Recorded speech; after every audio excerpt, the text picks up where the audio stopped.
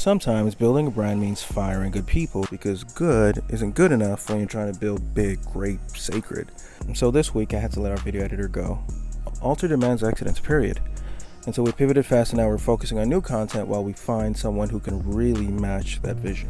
On the product side, we're chasing better pricing without sacrificing quality because the first manufacturer quote was wild. So we've been opening up new convos, lining up tech packs, patterns, just real progress. Marketing, it's moving. We launched our content cadence on IG and the energy is there. Plus, we brought on a lead to run our affiliate strategy. Pre-launch, private, and then public. It's clean, it's phased, it's strategic, and I love it. But what's not working? Real talk, Q4 is looking tight. Manufacturers are telling us timelines are going to be rough, and so now we're weighing a beta launch or maybe pre-orders. Still trying to sort that out. Emotionally, my mental state, balanced. I'm hopeful, but I'm feeling the weight. We're trying to build premium and accessible, and that is not an easy tension to walk. Alter is coming.